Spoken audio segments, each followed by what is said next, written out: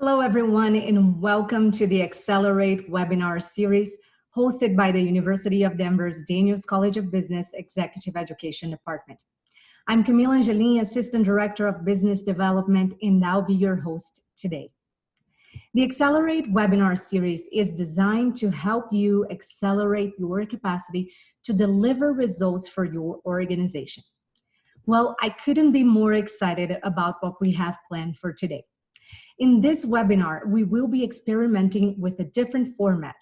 It's sort of like if you were in the Daniels Executive Education Laboratory. As you may see, besides Effley, we're also being joined by Schneider Malek, Gisella Bassani, Rosanna Garcia, and Sam Valliere for a great discussion on a very important and relevant topic. As usual, we will try to keep the webinar at 25 minutes, but we might go over that today. If you have a question, please submit it at any time by using the Q&A icon at the bottom of the screen, and we will try to address that at the end. If we can't, we will record answers to your questions and we'll include that on our email follow-up to you. Today, we're happy to welcome Effley Brooks. Effley is the president of Tiger Bee Consulting. He is also a teaching assistant professor with the Pioneer Leadership Program at the University of Denver. Effley specializes in leadership development and emotional intelligence and uses humor, storytelling, and activities to convey his message. Effley, thank you so much for being with us today. Hi, and thank you, Camila, and welcome everyone. So we've got something different, as she mentioned, planned for you today. And what we're going to do is we're going to focus on communication, because when you're thinking about engaging people across differences, communication is the most effective and really basic way to do that. It's also very adaptable. So we're going to look at communication, and I'll start with a simple model of communication, and it's basically this. There is encoding, sending, receiving, and decoding. So if we're talking about verbal communication, encoding is me thinking about what I want to say and how I want to say it. Sending, I actually speak the words. Receiving, you hear the words, and then decoding, you put meaning to what you've heard, okay? And that works with body language, texting, everything. Those basic things. And so we're going to focus on connecting the encoding and the decoding and making sure that what is meant is what is understood, because that can alleviate a lot of the miscommunication that happens for various reasons. We just want to make sure that what is meant is what is understood. And so we're going to practice a form of communication or a communication strategy where we're communicating for acceptance. When I say for acceptance, acceptance is characterized by a level of understanding. It's almost a level of empathy. You want to get where that person is coming from. You want to understand their perspective, their definition, whatever it is. And you have to do that in such a way that you aren't making them defend what they're saying or what they think or feel. You are not threatened by whatever perspective they have. And you're not trying to change them or fix them. And you know who you are, you folks who do that all the time. So you're not trying to do that. You're just trying to understand where they are. And another thing I want to mention is that acceptance does not mean agreement with. So just because I get where you're coming from, just because I understand it, does not mean that I agree with it. I can still have my own perspective, my own thoughts and feelings that are different from yours, and yet I can still understand where you're coming from. And then one last thing, and this is something I learned from Dr. Carl Larson many years ago. I don't know where he learned it, but I use it all the time. And that is, as we engage with other human beings, we often are triggered emotionally, positive or negatively, or anywhere in between. We're often triggered emotionally, and we want to respond by verbally or with actions, walking away or whatever, based on those emotions. And what you can use in that, at that moment, when you feel whatever you feel, is to simply substitute your reaction with a question, or substitute a question with your reaction instead of your reaction. So instead of me saying you or walking away, I would simply say, so what do you mean when you say that? What does that actually mean? So I'm giving myself time to process the emotion that I'm feeling, and maybe at the same time I'll learn something else. But so that's the basics. What we're going to do, and I'm asking my panelists to do this, is that I have given them certain concepts. And what I want you to do now, panelists, is with those concepts, age, race, sexual orientation, and marital status, we're going to ask you to, well, let's take age first. Think of the concept of age, and after the dash next to age, and folks, anyone else can play along if you want as well at home. After the dash, I'd like you to put a percentage down, anything from 0 to 100% of how much control or influence you feel that you have had, or that you currently have over your age in your life.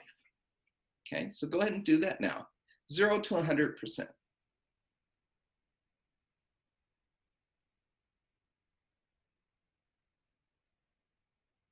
Okay, so what I want to know is how many of you put 0%? Raise your hand so I can see. So 2 of 3, 3 folks put 0%, yes? Okay, so my first question is, let me ask, is that Sam? I can't see, yes. Sam, why did you put 0%? How are you defining age?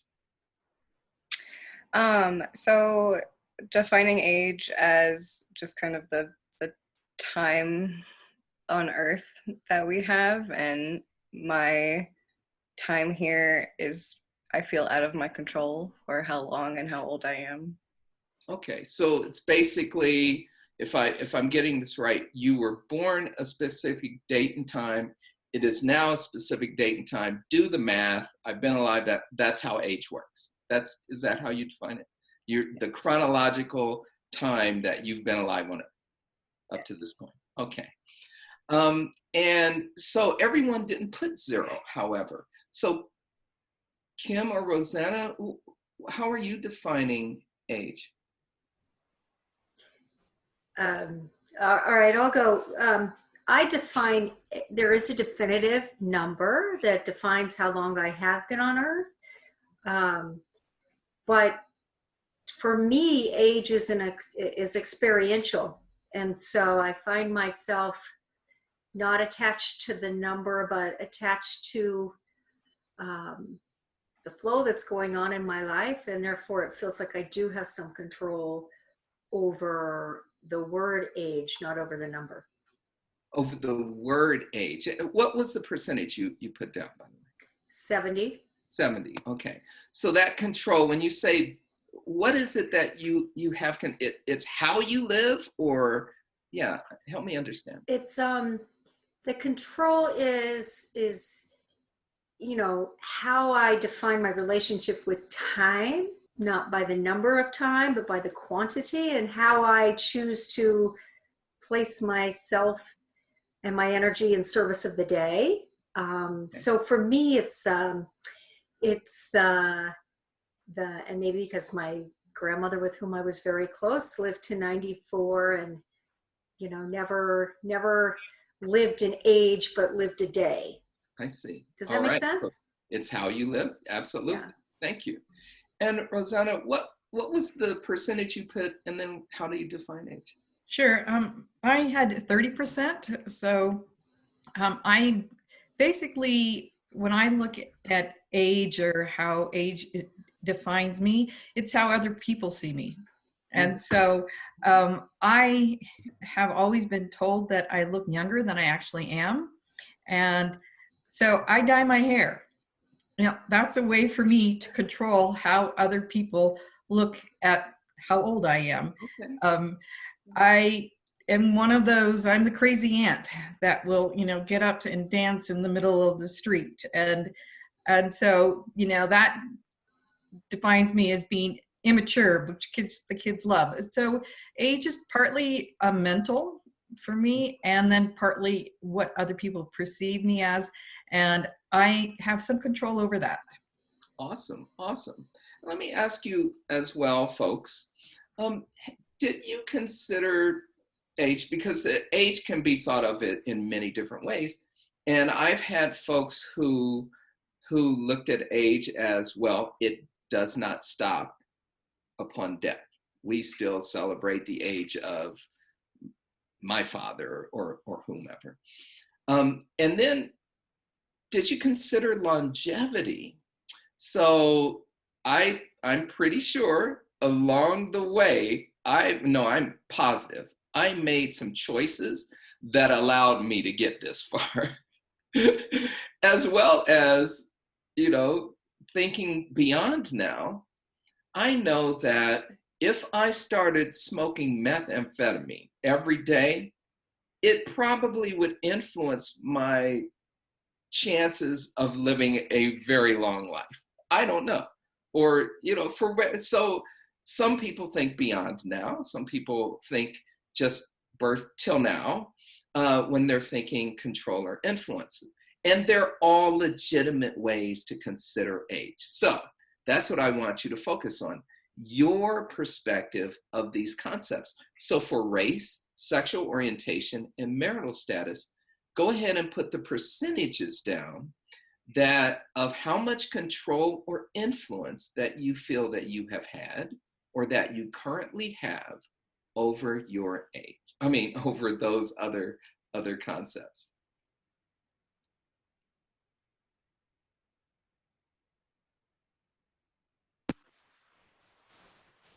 We do have some attendee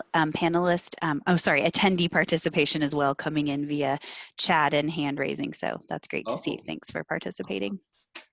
And I'll repeat those other concepts as well for them. Race, sexual orientation, and marital status.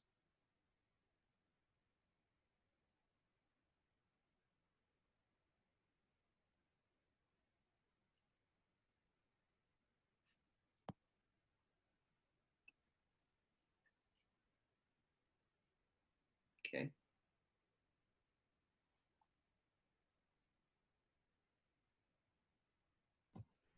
So Effley, participants are asking for you to repeat the question, please. The question is, from your perspective in your life, how much control or influence do you feel that you have had or that you currently have over that concept, whichever one you're working on now? And ultimately, we will be asking, how are you defining, which is the most important question, how are you defining that concept? And then why? Why is it 30% or 82%, those kinds of things? Thank you. And are you ready, panelists? Yes. And I thought we had Kate back, but then she disappeared. Okay. So what I'm going to ask you to do is work with each other. So talk to each other. We're going to talk about race first. So anyone can start. Say, I put such and such a percent for race, okay? And then how you're defining it. And if anyone needs to ask clarifying questions, go ahead and do that, okay? And anyone can start with race. So I'll go ahead and start. I said that I have zero control over race because I feel that it is a construct that was, put on these questionnaires that don't have enough categories for somebody like me. So I feel like I always have to put that thing that they tell me to put because of the way that it is listed, but I don't think that I have any control over that so far. Maybe things can change over time, but I feel that it's more of a construct of somebody trying to fill in some boxes, not necessarily something that I actually am. Gisella, can I ask you, what race do you identify with? Well, I have to, per the whatever, be white. That's the race, but I feel that it's not accurate. I feel that there are different measures of being white, I suppose. I'm still an immigrant. I'm not defined by what is on that paper at all. And so I find it, I understand that we need to gather some statistics. I understand that why some of these things are done, but I just don't feel it identifies me. So I have no control over what I put in. Thank you. I identify as, if I had to have my own race, I'd say worldly. That would be my identification, because I have a family in every continent. Okay, thank you. Anyone else? What did you put and how are you defining? I'll go, and I get this question a lot because I'm Jewish and there's often a debate. So I identify the core of race as a data point, right? I have pigmentation in my skin, and the definition that Gisella, you just spoke about, puts me in a little box that says white if I so choose to check it. And I often have this debate with my Jewish colleagues who are often saying they identify with their Judaism as a race. And for me, I identify with my Judaism as the core of my ethnicity, and I identify with my my race as a data definition. Does that It does clarify? And so it's similar in that the construct is, well, you look a certain way, you have a certain pigmentation, there may be other characteristics that kind of put you there. But when it comes to your Judaism, you're considering that more your ethnic identity as opposed to your race, which is white or Caucasian. Yes? Right. All right. Thank you. I'd also jump in because I'm in that category like everybody else. I don't have a box that I feel like I identify with, and they force you into your ethnicity is Hispanic, but then you're white. And I don't fit in either of those boxes. Right. I'm not white and I don't identify as Hispanic. And so kind of like Gisella, I don't know what to do because by definition, Hispanic is ethnicity, it's not a race. And so you will find in all the census that they are two separate things. So what I do is I mark off Hispanic and then don't mark anything off in the race column. Let them figure it out. So I said I have zero control because I really feel like I don't. Everybody labels other people, and the labels don't stick. I mean, for that individual. What was the percentage that you put down? Zero. Zero? Okay, thank you. Yeah. Sam or Camila? Yeah, I also put down 0%. And unlike other panelists, I fit nicely into the white category. I agree with what Gisella was saying around race being a social construct, and I think that influences how it looks in different countries. I think race is viewed differently in different countries as well because of it being a social construct, and whatever the society there constructs it matters as well. I think a lot about how in about 100 years ago that you had to be able to mark a white box, say that you were white to get citizenship in this country, how our definitions of race continue to change and our perspectives on that continue to change. But there is a impact that people have, and perceptions and biases that people have just from initial assumptions and not knowing the deeper details of our different ethnicities and heritages.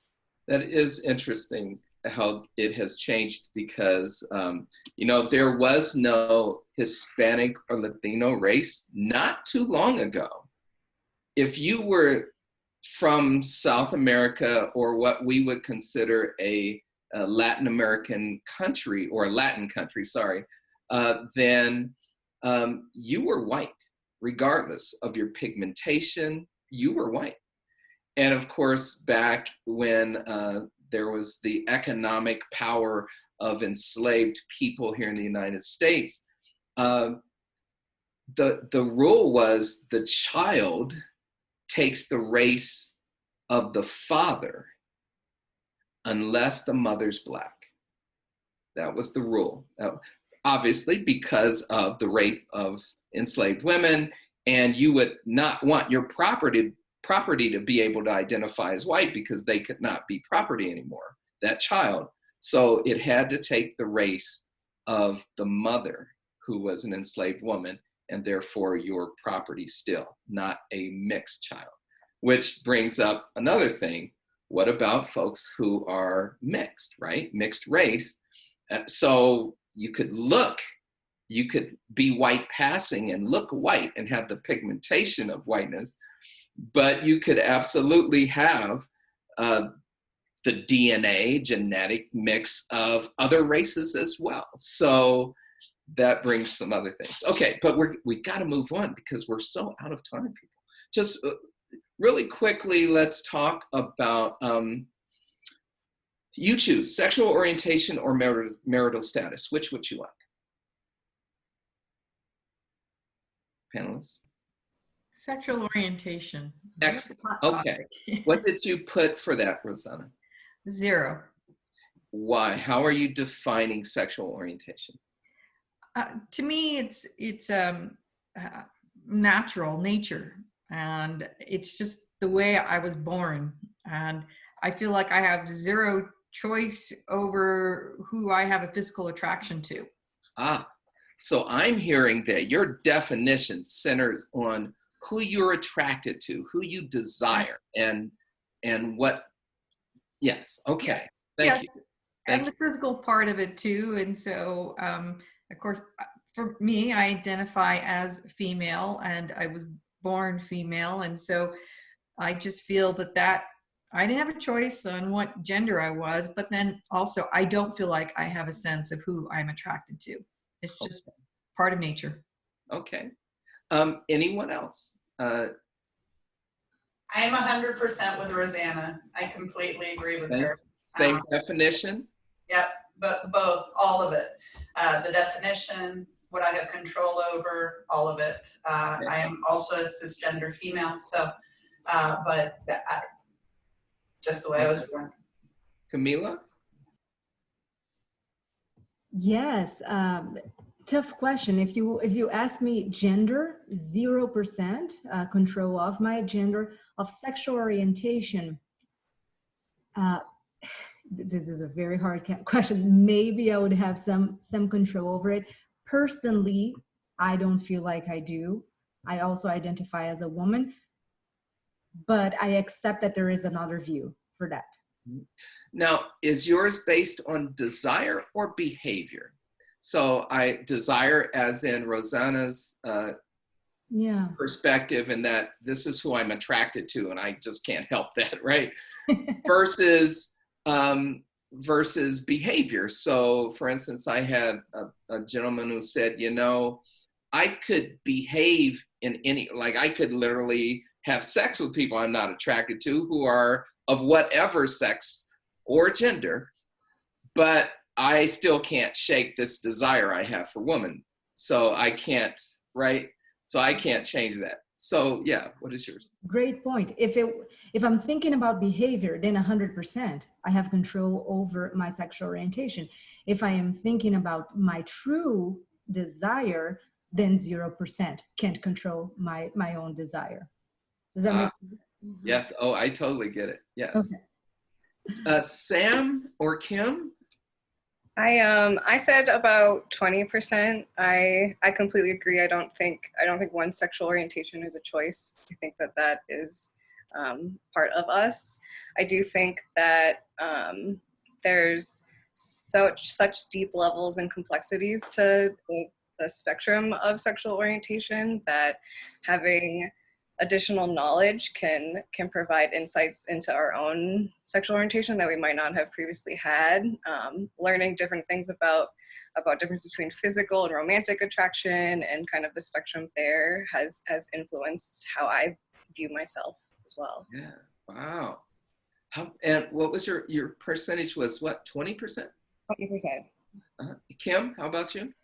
So I have 0% over the trigger of my thinking, over that desire, that what I interpreted orientation to mean, that within me, the thought comes from a core that has no control, which is what gives me my constitution. The behaving, I have 100% control over that, so the thinking 0, and the behaving 100%. If I lived in my Pollyanna perfect world where everybody gets to choose and be accepted for who they are. Okay. So Thank you. And so I want to say this because it's something that I did that it was subversive in a way. And that is, I presented very casually this binary idea that it's either behavior or desire, and you fell right into it because I have authority, people. I'm in charge, right? Because I'm running. But let's be real, that happens all the time. But we should know that there is more than just that in the lives of certain people, right? Based on how you look at life and how you look at sexual orientation, how you define it, it may not fit in that binary model that I just threw out there, like, well, it's either going to be behavior or this. And so you want to be clear that when somebody does that, it's often oversimplifying things and not allowing for there to be much more that we could accept and take in. And that's something that happens very naturally for us. It makes things easier, but it's something I'm becoming much more aware of and can catch myself now when I'm having these kinds of conversations. I slipped it in there so easily, and we follow along, and there are outside forces like that always happening. So it's just trying to be open and remain open. I'm going to touch base with Ashley at this point because I know we're at a specific point in time, which is almost noon. Ashley, what is your advice? Yeah, we could keep talking a little bit, but I'd also encourage any attendees on, if you have questions or comments, to, let us know. We did have one comment come up about perception and performance and code switching, but I think, we could try to kind of round it out in just a few minutes, and then we'll do that post-webinar Q&A as well. So if you'd like to send in questions, we could definitely answer those. Camila, okay. Would you add anything? Thank you. And perfect. And to honor those folks who do have to get off like right now, I want to say this. As this plays in, what we see happen is folks will have these conversations, and in having the conversation, they actually may tweak some of their perspectives or definitions simply because they've heard a different take on something that makes sense to them. And they're like, I can accept it. I didn't think of it that way, but I can accept that. And I think I want to be I want to own that as well. And that happens a lot. What also happens is that we almost never get to this level. We argue about things. We ruin relationships sometimes. We have physical violence sometimes because we may be arguing about something which we're using the same word, but we're arguing about two very different things because we never slowed down enough to say, well, wait a minute, when you say that, what exactly do you mean? And so that is one of the ways, especially when you're anticipating a possible disagreement or a tough conversation, it is a place that you can go to because you may find that you have some common understandings. So let's just quickly go into marital status because I love this one. So based on marital status, what did you put, folks? And how are you defining it? Gisella? Oh, Camila, No, I was going to say if you could repeat the question one more time. Oh, okay. So the question is, in terms of marital status, how much influence or control do you feel that you have had or that you currently have over your marital status? Thank you, Camila. So yeah. Go ahead, Gisella. Sorry, he had called on me. For me, I put 50%. Okay, why? How are you defining marital status? Well, I'm single, so somewhat it's a choice. Somewhat it's I didn't find somebody I wanted to be with. So 50%. I suppose if I had decided, I probably could have changed that marital status, but 50-50 for me. So let me ask you this. Based on your definition, I'm guessing that you are open to being married, right? Because if you were like, you know what, I am single and I want to stay single, you probably have 100% right choice in that. Okay, that's just getting that clear. Okay, thank you for that. Yeah, but it takes two to tango, right? As they say. There you go. How about anyone else? Oh, you are scared? Really?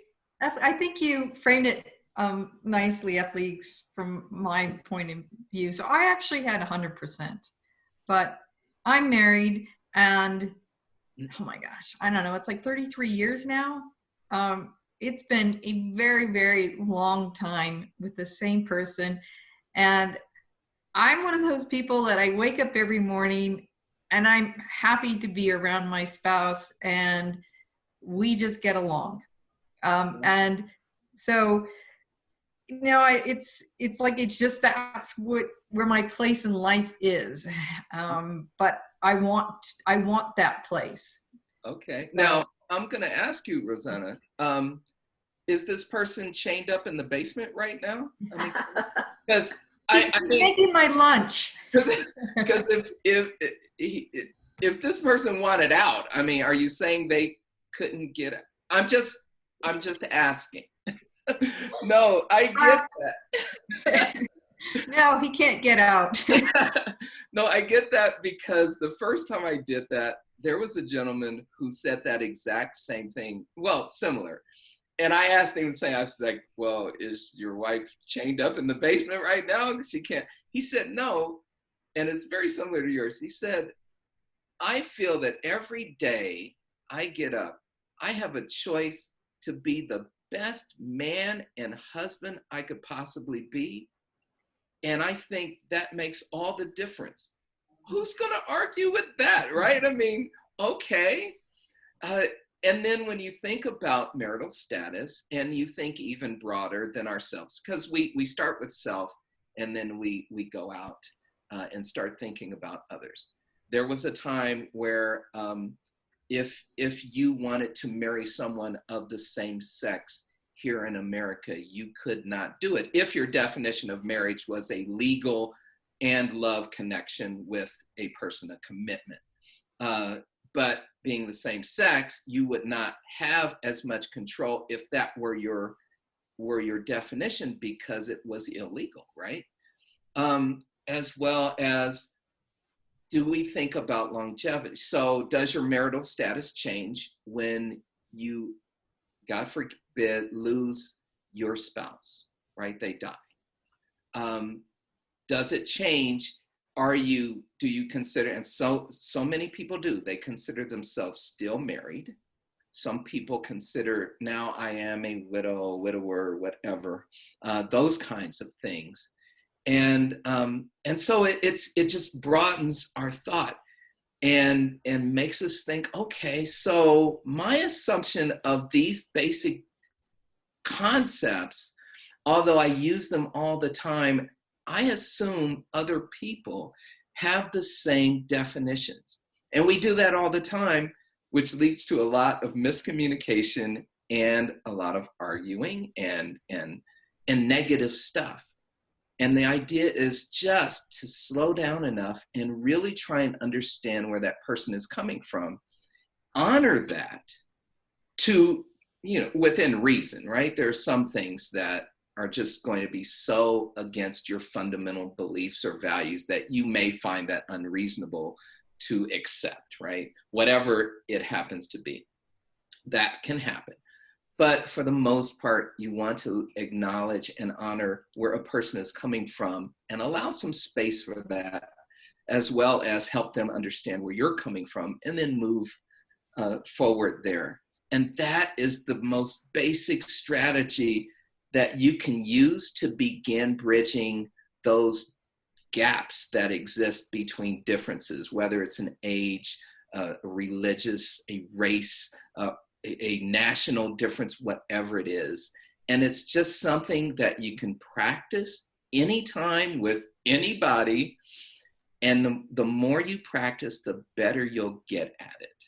And it will allow more space for understanding each other and connecting on a deeper level, even though it's a very basic strategy, but you can apply it. And that's what's important. So that's it. Thank you. Wow. Oh, I want to say one more thing, because this came up yesterday and I was amazed. I was watching the Rachel Maddow show and Ali Vichy was hosting it. And he had a story on, there's a young woman, 22 years old, African-American, and she had been having a lot of debates about racism with her peers. Mm-hmm. And she kept running up against the roadblock because the definition that they were using, they pulled up from Merriam-Webster dictionary. And it was just based on, there is a belief that blah, blah, blah, blah, blah. And the folks are like, so therefore, because we don't have that belief, we cannot be racist and we cannot be acting or benefiting from a racist system that you keep saying exists. And she was frustrated with that. She contacted Merriam-Webster dictionary folks. They emailed her back the next day, and they are currently changing their definition of racism to include systemic racism and changing all the other words connected to it to include systemic racism, because they felt that the way it's written is not enough and incomplete, and that people would be misled or confused using their definition. This just happened. Amazing. That's how powerful definitions are, especially when you can get to that level of really talking to folks one-on-one. All right, sorry. I also want to bring up, but I think it's also important, there is power behind a single person. Yeah. Mm-hmm. Yes, there is. Yeah. And that woman did something that she felt was important. And I think that is very important to bring out, that we each can do our own part, even though it seems maybe we can't. A simple dropping of an email had a major impact. And I did read about it also in the news. So her name is Kennedy Mitchum. So you can look her up, Kennedy Mitchum.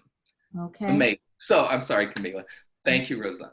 You are fine. This is an amazing story. I love everything that we talked about here. One thing that I'm going to take with me is what you said about substituting a reaction with a question and then starting a conversation. So Effley, thank you so much for being with us today. Our panelists, thank you for joining as well.